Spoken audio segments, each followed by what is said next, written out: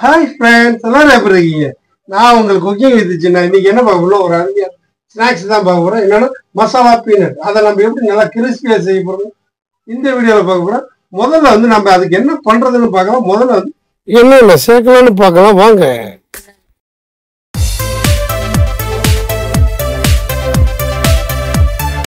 வேர்க்கடலை 1 kilo, oil 1 litre, salt தேவையான அளவு, இஞ்சி பூண்டு பேஸ்ட் 70 ml, பெருங்காயத்தூள் 5 கிராம்ஸ், மிளகு 1 teaspoon, cornflour 1 table spoon, rice flower 2 table spoon, கடலை மாவு 250 கிராம், கர்லிஸ் கார்னிஷுக்காக நம்ம யூஸ் பண்ணிக்கலாம்.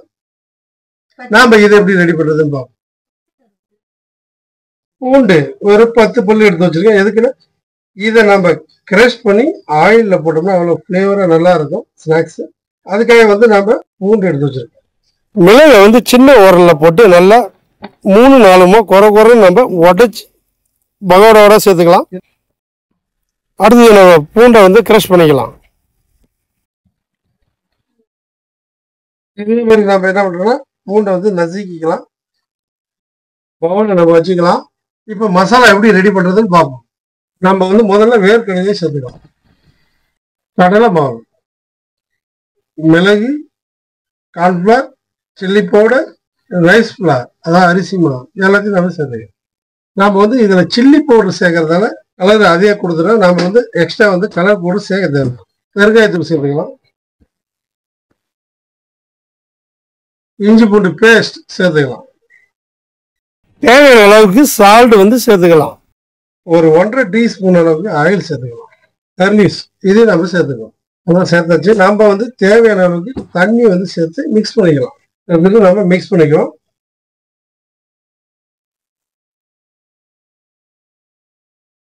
நல்லா இந்த மாதிரி நல்லா மிக்ஸ் பண்ணிட்டு ஊற வச்சுக்கலாம். ஊற வச்சதுக்கப்புறம் நம்ம வந்து அடுப்பை பற்ற வச்சு ஆயில் வந்து சேர்த்துக்கலாம்.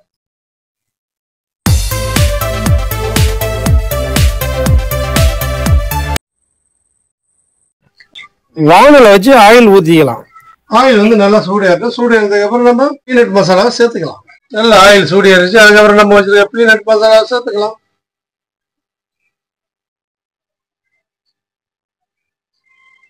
இப்படி நம்ம வந்து ஒன்று போட்டுக்கலாம். அப்போதான் வந்து அதாவது வேர்க்கடலை வந்து ஒட்டாமல் நல்லா ஃப்ரீயாக வரும். அதனால ஒன்று போட்டுக்கலாம்.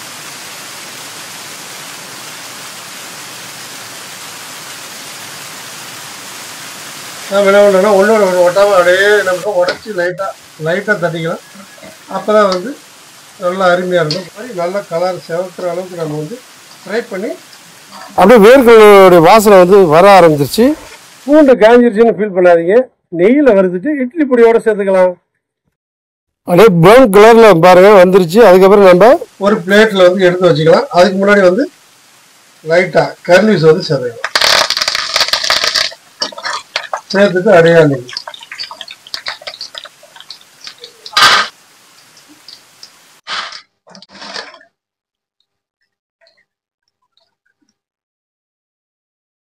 அப்படியே அந்த கர்லிஸும் அந்த கார்லிக்கும் அப்படியே பொரிச்சு மேலே போட்டோம்னா நல்ல வாசனை மனமும் வர ஆரம்பிச்சிருச்சு. நம்ம அடுத்து வந்து அப்படியே எடுத்து ஸ்நாக்ஸை வந்து சாப்பிட்டுக்க வேண்டியதான் ஃப்ரெண்ட்ஸ்.